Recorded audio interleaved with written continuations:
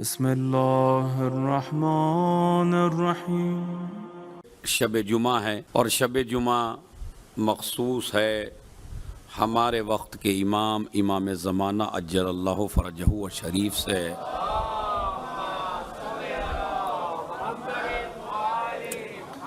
اس لیے کہ کل کا آنے والا دن ہو سکتا ہے، ابھی تک کلیئر نہیں ہے کہ پہلی شعبان ہو جائے۔ جیسا کہ میں نے حدیث بیان کی تھی کہ پیغمبر نے ارشاد فرمایا 3 مہینے بہت زیادہ معتبر ہیں، ایک رجب کا مہینہ، ایک شعبان کا مہینہ اور ایک رمضان المبارک۔ رجب کا مہینہ علی کا مہینہ، شعبان کا مہینہ رسول کا مہینہ، رمضان المبارک اللہ کا اور بندوں کا مہینہ۔ لہذا یہ 2 مہینے اللہ نے مبارک رمضان المبارک سے پہلے اس لیے رکھے تاکہ آپ لوگ تیار ہو جائیں، آمادہ ہو جائیں اس زمانے کے لیے، اس پیریڈ کے لیے کہ جو آپ کے لیے اللہ نے بہترین مہینہ قرار دیا ہے، تاکہ آپ کے ایک ایک عمل پہ ڈبل اجر آپ کو دیا جائے۔ تو یہ 2 مہینے آپ کی ٹریننگ کے مہینے ہیں، یعنی آپ کو آمادہ کیا جا رہا ہے۔ جس طرح سپاہی جب بنایا جاتا ہے تو سپاہی بننے سے پہلے ٹریننگ دی جاتی ہے، تو اسی طرح آپ کو اللہ تعالیٰ کا مہمان چونکہ بننا ہے نا۔ رمضان المبارک میں بندہ اللہ کا مہمان ہوتا ہے، یہ روایت میں موجود ہے۔ تو آپ چونکہ 11 مہینوں میں آپ کھاتے اسی کے دسترخوان پہ ہیں، لیکن اس کے باوجود وہ 1 مہینے میں کہتا ہے کہ تم میرے مہمان ہو۔ تو آپ یہیں سے اندازہ لگائیے کہ جب بندہ اللہ کا مہمان ہوتا ہے تو اس مہمان بننے کے لیے جس تقدس کی ضرورت ہے، جس پاکیزگی کی ضرورت ہے، جس اخلاق کی ضرورت ہے، وہ اخلاق اور وہ عبادت کے طریقے اور وہ عبادت کا وزن اور وہ عبادت آپ جو ہیں وہ اس مبارک مہینے میں کریے کہ جسے ہم رجب المرجب اور شعبان المعظم کہتے ہیں۔ اسی لیے حدیثوں میں آیا ہے شعبان المطہر، پاکیزگی کا مہینہ، یعنی آپ کو پاک کرنے کا مہینہ۔ جب آپ پاک ہو جائیں گے تبھی تو اس لائق بنیں گے کہ اللہ کے مہمان بنیں۔ تو لہذا اللہ آپ کو اپنا مہمان بنانے سے پہلے یہ 2 مہینوں میں آپ کو ٹریننگ دی جا رہی ہے، ایک رجب میں اور ایک شعبان میں۔ اور اس مہینے کی عظمت کے کیا کہنے، اب آپ توجہ دیجئے، تمہید کی منزلیں ختم ہو گئی کہ اس مہینے کی عظمت کے کیا کہنے کہ جس نبی سے جو چیز بھی منسوب ہو جائے وہی قابل احترام ہو جائے۔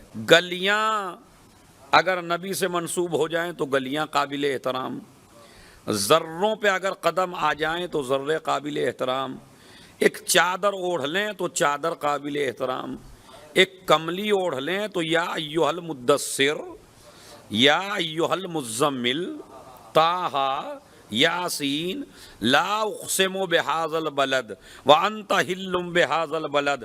جس شہر میں رہے وہ شہر قابل احترام، جن گلیوں میں چلے وہ گلیاں قابل احترام، جو کپڑا پہن لیا وہ کپڑا قابل احترام، جس جگہ قدم رکھ دیا وہ جگہ قابل احترام۔ تو آپ یہ دیکھیں جو چیز بھی تمہارے نبی سے منسوب ہوتی چلی جائے گی وہی چیز مبارک بنتی چلی جائے گی۔ تو پھر وہ مہینہ کتنا قابل احترام ہے کہ جسے نبی کہیں کہ شعبان میرا مہینہ ہے، شعبان میرا مہینہ ہے، شعبان شہری، شعبان میرا مہینہ ہے۔ اب جس کو مجھ سے پیار ہے اسے اس میں عبادت کرنی پڑے گی۔ اگر نبی سے پیار ہے، اگر رسول سے پیار ہے، اگر اپنے آقا و مولا سے پیار ہے، اگر سرکار مدینہ سے پیار ہے تو آپ کو اس نسبت کا خیال کرنا پڑے گا، اور وہ نسبت یہ ہے کہ شعبان میرا، زور سے بولیے، شعبان میرا مہینہ۔ اتنا تو ماشاءاللہ عربی صاحب واقف ہے، شعبان شہری، شعبان میرا مہینہ ہے۔ تو یعنی اس مہینے کا احترام آپ 2 وجہ سے کریں گے، ایک اللہ کی عبادت کر کے کریں گے، اور ذہن میں یہ رکھیں گے کہ ہمیں اس مہینے میں رسول اللہ سے سب سے زیادہ قریب ہونا ہے۔ اچھا کمال کا مسئلہ تو دیکھیے، رجب میں علی کی ولادت کو رکھ دیا تاکہ رجب میں علی سے قریب ہو جاؤ تو علی ولی اللہ کہو. شعبان رسول سے منسوب کر دیا تاکہ عمل کر کے رسول سے قریب ہو جاؤ تو محمد الرسول اللہ کہو. رمضان کو اللہ نے نسبت دی شہر اللہ، یہ اللہ کا مہینہ ہے. تو اب یہ بتائیے یہ تینوں مہینے کلمے کو کمپلیٹ کرتے ہیں یا نہیں؟ ایک صلوات بھیجیں محمد اور آل محمد پر.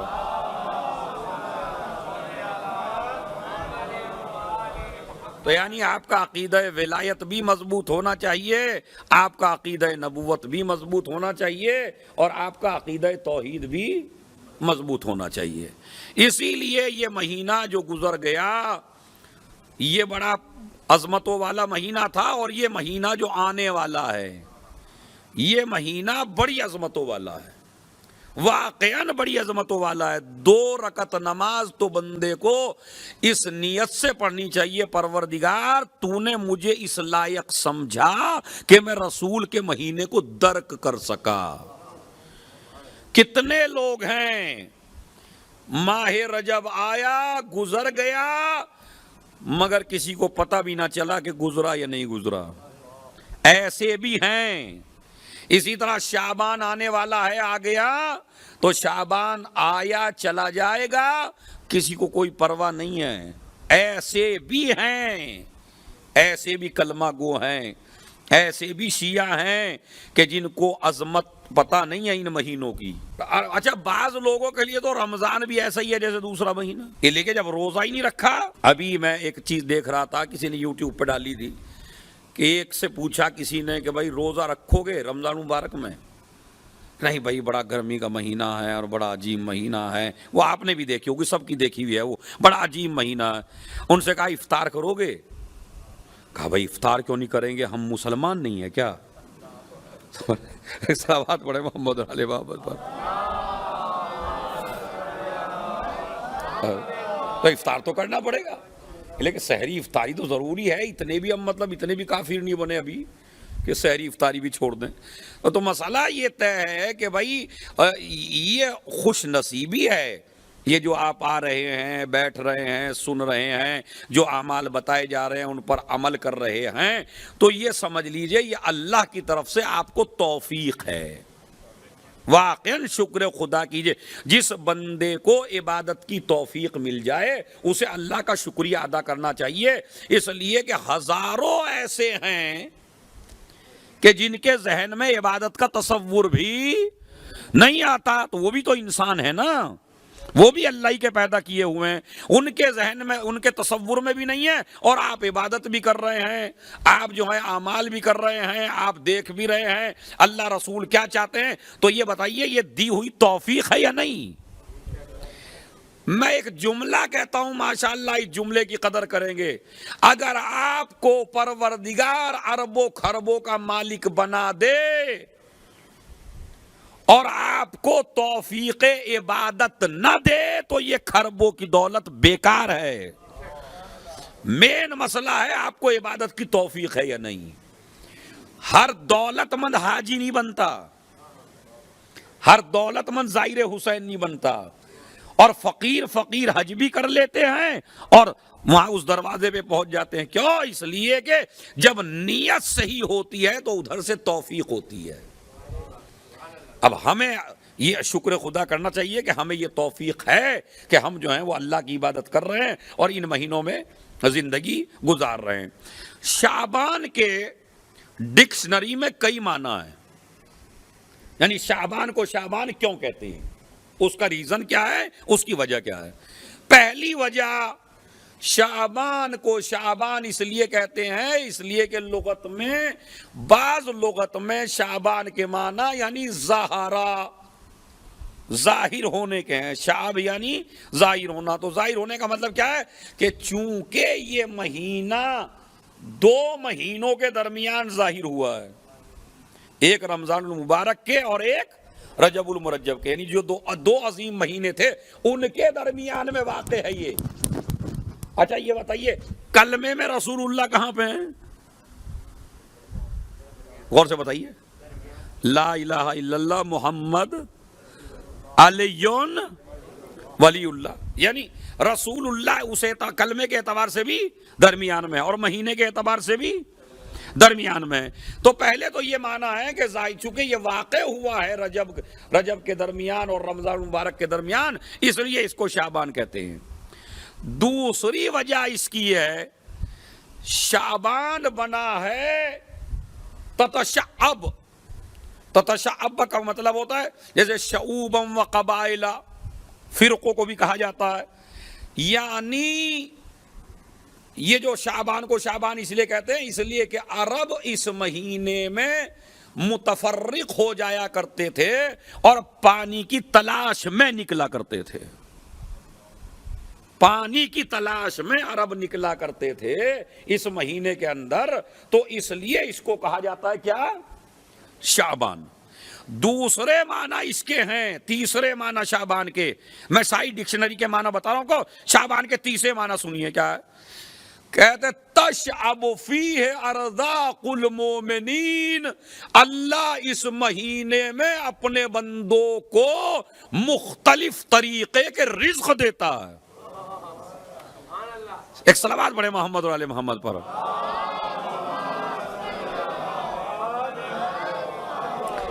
یعنی بندے کو اس مہینے میں اللہ کی طرف سے رزق ملتا ہے، رزق کی نعمتیں ملتی ہیں، ان کے لیے رزق مہیا کیا جاتا ہے اس مہینے میں. سمجھ رہے؟ چوتھی چیز کہا گیا نہیں رزق نہیں، خیر کثیر. اس مہینے میں پروردگار عالم بندوں کو خیر کثیر کی توفیق عنایت فرماتا ہے، تو اس لیے اس کو شعبان کہا جاتا ہے. ایک صلوات پڑھے محمد و آل محمد پر.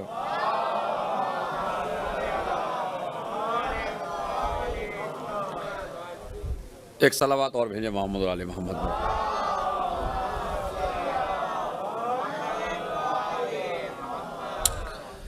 تو خیر ایک صلوات اور پڑھیں محمد و آل محمد.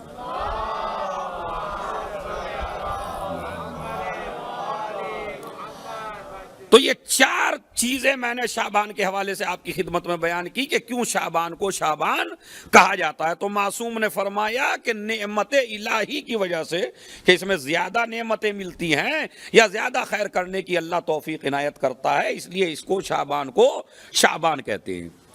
اور اس کے علاوہ نبی کریم صلی اللہ علیہ وآلہ وسلم نے ارشاد فرمایا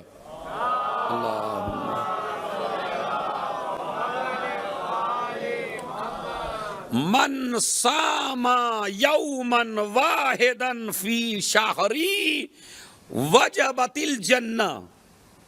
جو انسان میرے اس مہینے میں ایک روزہ بھی رکھ لے تو اللہ اس روزے کے بدلے انسان کے اوپر جنت کو واجب قرار دیتا ہے. کہیں ہے لہو الجنہ، کہیں ہے وجبت لہو الجنہ. تو بہرحال مختلف تعبیریں ہیں حدیثوں میں. ایک روزے کے لیے خالی کہ اگر اس میں شعبان المعظم میں اگر آپ ایک روزہ رکھ رہے ہیں میرے اس مہینے میں تو اللہ تعالیٰ آپ کے اوپر جنت کو واجب قرار دیتا ہے. اچھا دوسرا فائدہ آپ سنیے. یعنی 3 فائدے ہیں روزہ رکھنے کے. پہلا فائدہ جنت واجب ہے. دوسرا فائدہ حرم اللہ جسدہ علی النار. جو انسان اس مہینے میں یعنی میرے مہینے میں ایک روزہ رکھ لے اللہ اس کے اوپر جہنم کو حرام قرار دیتا ہے. یعنی ابھی ایک روزے کی بات ہو رہی ہے اور جو 3 رکھ لے 4 رکھ لے. دیکھیں یہ 2 مہینے ایسے ہیں ان میں ہر روزے کے اوپر مطلب اگر الگ الگ تاریخ میں آپ روزہ رکھیے، پہلی شعبان کو روزہ رکھیے تو اجر کچھ اور ہے، دوسری کو رکھیے تو فائدہ کچھ اور ہے، تیسری شعبان کو روزہ رکھیے تو فائدہ کچھ اور ہے. یہ رجب اور شعبان کے مہینے میں باقاعدہ آپ ذرا امالی شیخ طوسی میں، امالی شیخ صدوق میں جب آپ جائیں گے تو ہر روزے میں ہر تاریخ میں جو آپ روزہ رکھیں گے ایک الگ فائدہ اللہ نے تذکرہ کیا ہے اور نبی نے ایک الگ فائدہ بتایا کہ اگر 5 کا روزہ رکھیں گے تو یہ فائدہ، 6 کا روزہ رکھیں گے یہ فائدہ، اگر آپ ایام 20 میں روزہ رکھیں گے تو یہ فائدے ہیں. یعنی الگ الگ فائدے 30 کے 30. میں تو کہتا ہوں اردو میں ہے ماشاءاللہ یہ کتابیں ڈاؤن لوڈ کر کے بھی آپ اس کو پڑھ سکتے ہیں. میں تو خالی ایک روزے کا بھی اجر بتا رہا ہوں، باقی تو انشاءاللہ حجت الاسلام والمسلمین سبتین صاحب جو ہیں وہ تشریف لے آئے ہیں، تو وہ شعبان المعظم میں آپ کی بہرحال خدمت میں حاضر رہیں گے اور وہ زیادہ اعمال اس کے بیان کریں گے. میں تو خالی ایک روزے کے بارے میں بتا رہا ہوں.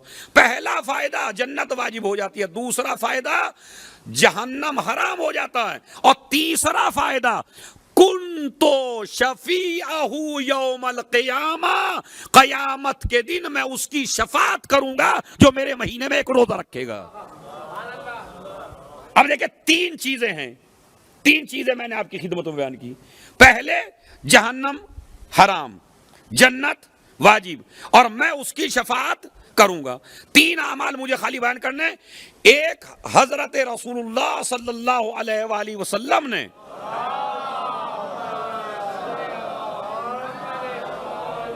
پیغمبر اکرم مرسل اعظم آپ ارشاد فرماتے ہیں، جو انسان، یہ نماز بھی میرے خیال میں کلپ بھی بن جائے گی، نوٹ بھی کر لیں، کہ اس میں جو جمعراتیں آئیں گی جسے شب جمعہ آپ کہتے ہیں، جمعرات کا جو دن ہوتا ہے جو یہ گزرا ہے، ایک نماز بتائی ہے پیغمبر اکرم نے اس میں کہ جتنی بھی شعبان کے یوم الخمیس ہیں، یعنی جمعرات کے دن ہیں، جتنے بھی شعبان میں جتنی بھی جمعرات پڑھیں گی اس میں 2 رکعت نماز مستحب ہے.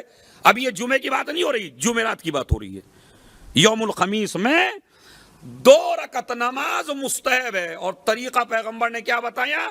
پہلی رکعت میں سورہ الحمد 100 مرتبہ سورہ توحید، پھر دوسری رکعت بھی ایسے ہی پڑھیے، سورہ الحمد اور 100 مرتبہ سورہ توحید، اور اس کے بعد آپ سلام پڑھیے.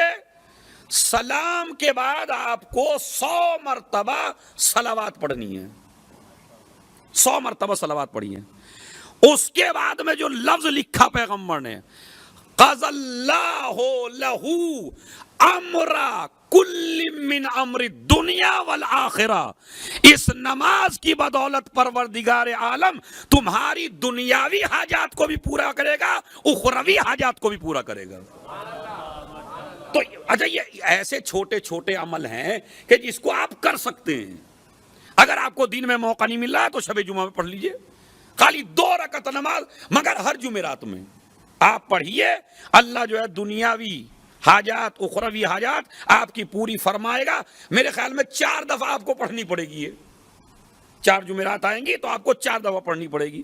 لیکن پھر اس کے نتائج دیکھیے، اس کے فضائل دیکھیے اس نماز کے جو پیغمبر نے فرمائی. یہ شعبان ہی میں ہے، بس توجہ چاہتا ہوں، یہ شعبان ہی سے مخصوص ہے کہ اس نماز کو آپ پڑھیے اور اپنی ساری حاجتیں اللہ سے قبول کروائیے. تو یہ 2 عمل ہو گئے. اس کے علاوہ سنیے آپ، بڑا عجیب و غریب مسئلہ، خدا کی قسم اتنے فضائل اس مہینے کے، اسی طرح رجب کے، اسی طرح شعبان کے، اور رمضان المبارک میں تو حد ہے. ایک تسبیح ہے اس میں شعبان کے اندر، استغفر اللہ واسألہ التوبہ. استغفار کے صیغے مختلف ہیں. اگر آپ استغفر اللہ ربی واتوب الیہ، استغفر اللہ واتوب الیہ، استغفر اللہ الذی لا الہ الا هو الحی القیوم ذو الجلال والاکرام واتوب الیہ، یعنی مختلف صیغے ہیں اس کے.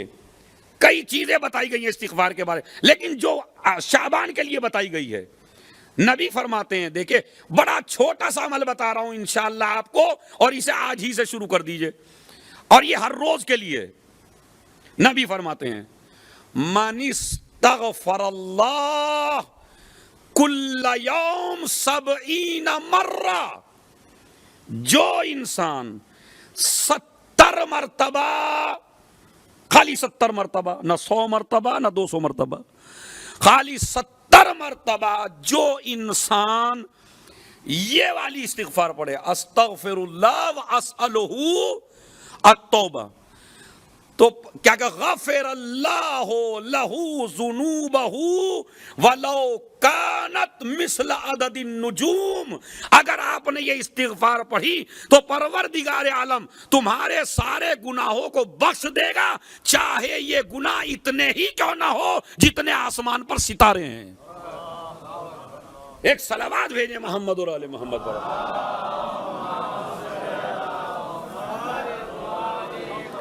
اب آپ دیکھ رہے ہیں. اور ایک استغفار میں نے بتائی تھی جو نماز عصر کے بعد ہے، جو شیخ صدوق علیہ الرحمہ نے لکھی ہے مالی شیخ صدوق میں، وہ میں پڑھ چکا ہوں آپ کے لیے. لیکن یہ استغفار خالی ہے شعبان المعظم، استغفر اللہ واسألہ التوبہ. اور یہ بھی اپنے ذہن میں رکھیے، بعض ہمارے یہاں اتنے مقدس بن جاتے ہیں، دیکھیں جو حد سے زیادہ مقدس بن جائے وہ بھی خطرناک ہو جاتا ہے. ہاں، اتنا ہی تقدس اختیار کیجئے جتنا آل محمد نے بتایا ہے آپ کو. جب علی سے بھی زیادہ متقی ہونے کی کوشش کریں گے تو آدمی خارجی بنتا ہے، عابد نہیں بنتا ہے. سمجھ رہے؟ تو اتنا مقدس، پاکیزہ، بہت زیادہ دین سے بھی آگے چل رہا ہے. نہیں، غدیر کا تقاضا ہے، نہ پیچھے رہنا ہے نہ آگے جانا ہے. بالکل جہاں معصوم آپ کو ٹھہرا دے وہیں ٹھہریے آپ. تو استغفر اللہ، ارے ہم سے تو گناہ ہی نہیں ہوتا، ہم سے تو غلطی نہیں ہوتی.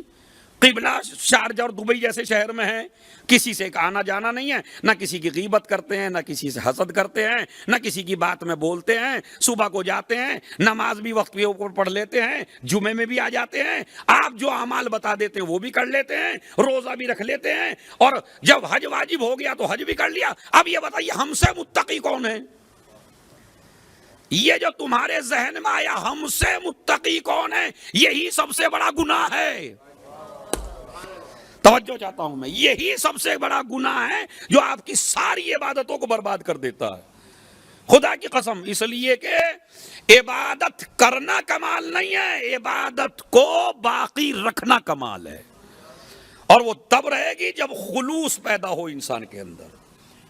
تو استغفار ہم کیوں کریں؟ ہم سے تو غلطی نہیں ہوتی، ہم سے تو خطا نہیں ہوتی. تو عزیزو یاد رکھیں، ہمارے ائمہ معصومین علیہ السلام نے ہر ذہنیت کا علاج کیا ہے، تاکہ کوئی یہ نہ کہے ہم استغفار کیوں کریں جب ہم سے غلطی نہیں ہوتی، ہم سے خطا نہیں ہوتی، ہم سے گناہ نہیں ہوتے، استغفار کیوں کریں؟ علی نے استغفار کر کے بتایا، حسن نے استغفار کر کے بتایا، حسین نے استغفار کر کے بتایا کہ استغفار خالی گناہوں کی معافی کے لیے نہیں ہوتی بلکہ بلندی درجات کے لیے بھی ہوتی ہے.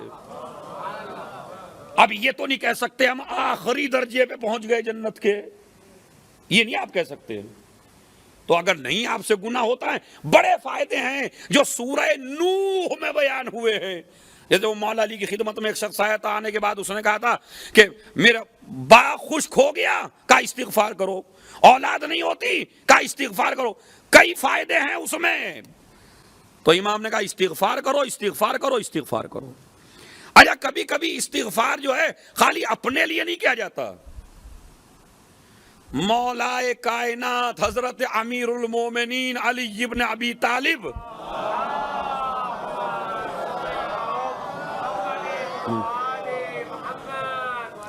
وہ فرماتے ہیں نہج البلاغہ میں، پہلا جملہ عجیبت لمن یقنط ومعہ الاستغفار، مجھے تعجب ہے اس انسان پر کہ جو رحمت الہی سے مایوس ہو جائے حالانکہ وہ استغفار کرنے پہ قدرت رکھتا ہو.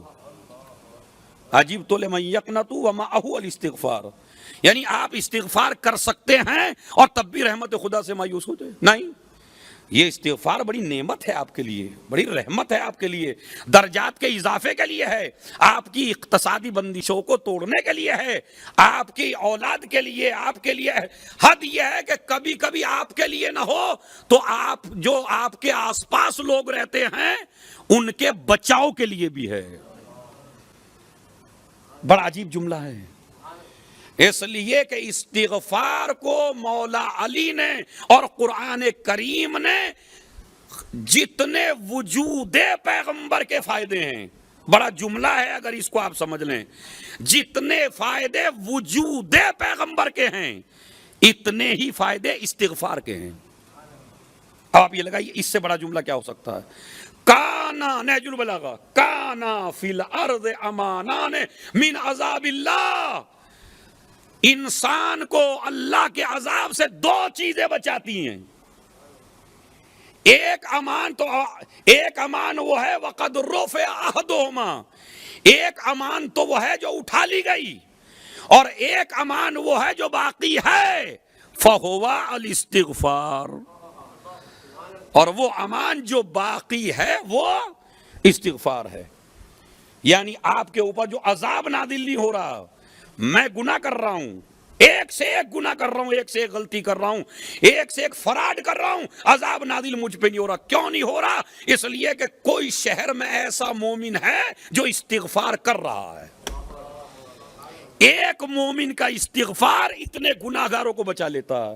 ایک شہر میں اگر ایک استغفار کرنے والا ہو، وَمَا كَانَ اللَّهُ لِيُعَذِّبَهُمْ وَأَنْتَ فِيهِمْ، اے میرے پیغمبر ہم اس قوم پہ عذاب نازل نہیں کریں گے جب تک کہ آپ اس قوم کے درمیان میں ہیں. وَمَا كَانَ اللَّهُ مُعَذِّبَهُمْ وَهُمْ يَسْتَغْفِرُونَ، اور جب تک عذاب نازل نہیں کریں گے جب تک استغفار کرنے والے موجود ہیں.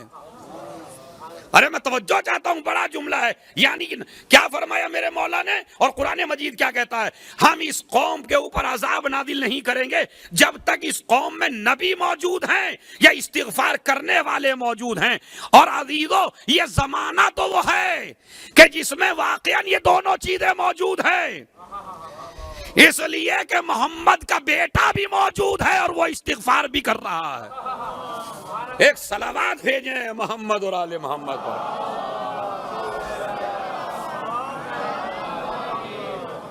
تو اگر آپ گناہ نہیں کرتے تو کم سے کم استغفار کریے دوسروں کے لیے.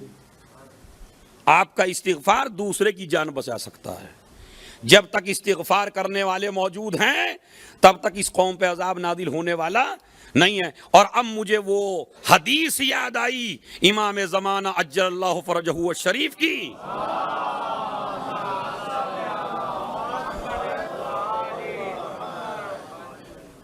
انی لاستغفر لمذنب شیعتی،